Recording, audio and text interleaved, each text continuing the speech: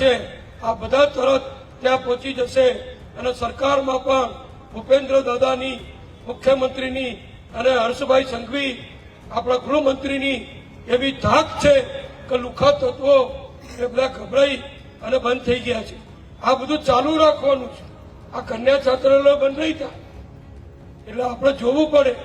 અને આપણે જયારે કોઈ દીકરી પરણાવતા ગુજરાતમાં સ્થાનિક સ્વરાજની ચૂંટણીનો માહોલ બરાબર જામ્યો છે અને રાજકીય ગરમાવો હવે ચરમસીમાએ પહોંચ્યો. તેમાં અત્યારે વાત કરીએ તો ખાસ કરીને કડીમાં યોજાયેલી એક જાહેર સભામાં હવે મામલો ગરમાતો હોય તેવું લાગે છે, જેમાં પૂર્વ નાયબ મુખ્યમંત્રી નીતિન પટેલનું એક નિવેદન ખૂબ ચર્ચામાં આવ્યું છે. શું સમગ્ર મામલો તેના વિશે વિગતે ચર્ચા કરીશું. નમસ્કાર, હું છું પ્રથમ મોદી, આપ જોઈ રહ્યા છો નિર્ભય ન્યૂઝ.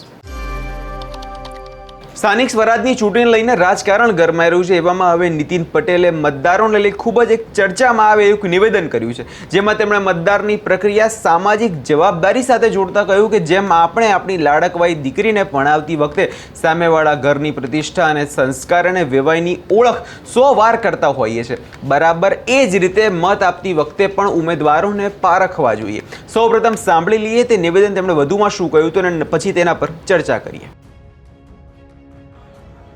ત્યારે આ બધું આપણે જયારે કરતા હોઈએ, આપણી બે છાત્રાલયો છે, બીજું સલામતી પણ જોવી પડે. જો આપણું ભાજપની ટીમ હોય, આવા મજબૂત નેતાઓ તાલુકા પંચાયત, જિલ્લા પંચાયતમાં, સરકારમાં બેઠા હોય તો કોઈ ગુંડા તત્વ, કોઈ અસામાજિક તત્વ આ 5000 કરતા વધુ દીકરીઓ અને બીજી સંસ્થામાં 5000, 10,000 દીકરીઓ ભણતી હોય, એની કોઈ છેડતી ના કરે, એની કોઈ જાતનો કોઈ અડપવું ના કરે, એને કોઈ ખોટી રીતે ઉપાડી જવાનો, ગેરમાર્ગે દોરવાનો પ્રયત્ન ના કરે. એ સામાજિક સલામતી પણ આપણી ભારતીય જનતા પક્ષની સરકાર કરે છે. અમારે જ્યારે જરૂર પડે તમે ગમે એને અહીંથી બેઠેલાને ફોન કરો કે આ પ્રશ્ન થયો છે, આ ગુંડા તત્વ, આ લુખા તત્વ આપણી બહેન દીકરીઓને હેરાન કરે છે, આ બધા તરત ત્યાં પહોંચી જશે અને સરકારમાં પણ ભૂપેન્દ્ર દાદાની, મુખ્યમંત્રીની અને હર્ષભાઈ સંઘવી આપણા ગૃહમંત્રીની એવી ધાક છે કે લુખા તત્વો એ બધા ગભરાઈ અને બંધ થઈ ગયા છે. આ બધું ચાલુ રાખવાનું છે. આ કન્યા છાત્રાલય બંધ નહીં થાય એટલે આપણે જોવું પડે.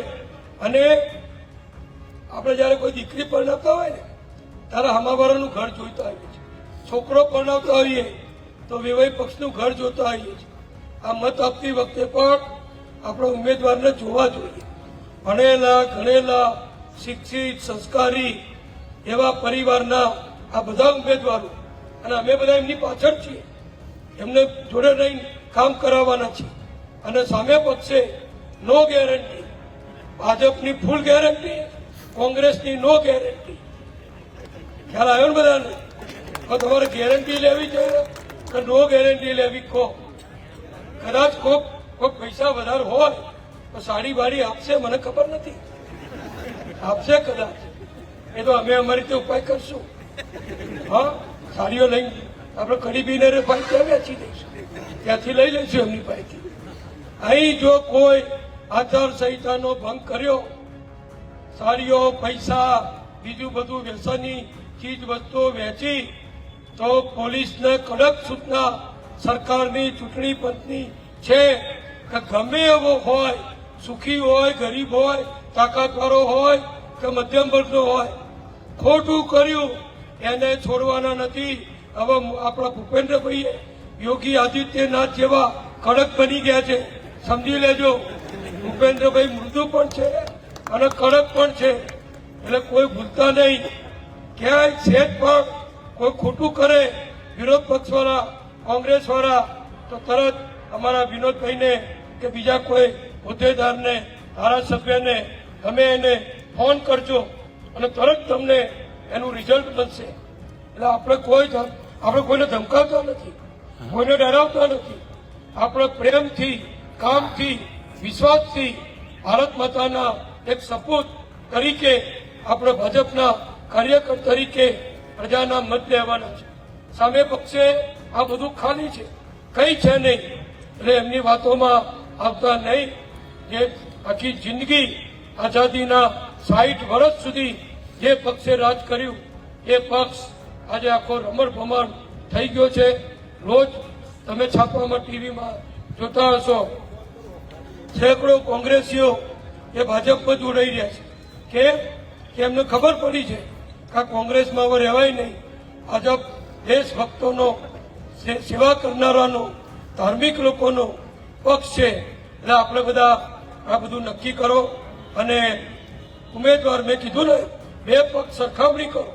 ભાજપમાં ઉમેદવારની સરખામણી કરો, કોંગ્રેસના ઉમેદવારોની સરખામણી કરો. કોંગ્રેસની પાછળ કયા લોકો છે અને ભાજપની પાછળ આ જીતાડનારા કયા લોકો છે એ સરખામણી કરો તો તમારે બીજું કોઈ વસ્તુ જોવાની જરૂર નથી. મને આશા ને વિશ્વાસ છે કે મતદાનના દિવસે બધા ગરબી હશે, બધા ફૂલ વોટિંગ કમરના નિશાન ઉપર અહીંયા રહેતો તો અહીંયા, ગામમાં મત ચાલતો હોય તો ગામમાં જઈ, પણ જ્યાં મત ચાલતો હોય ત્યાં જઈ અને બધા પૂરેપૂરું મતદાન કરો અને આપણા 5 ઉમેદવાર અને જિલ્લાના ઉમેદવાર ભાઈ મહેકભાઈને જંગી બહુમતીથી વિજય અપાવો અને વધુ થોડા ઘણા જે કામો છે એને વધુ સારા કરવા અમને બધાને સહયોગ આપો એવી વિનંતી સાથે સર્વનો આભાર. અસ્તુ. ભારત માતા કી જય. હવે અહીંયા તમે નીતિન પટેલને સાંભળ્યા, પણ જોવા જઈએ તો નીતિનભાઈ તમારા પક્ષે મતદારો એટલે કે વહેવાઈને પક્ષ પસંદ કરવાનો વારો જ નથી આપ્યો. કારણ કે આ ચૂંટણીમાં ભાજપ દ્વારા તો સામ દામ દંડભેદની નીતિ અપનાવવામાં આવી છે.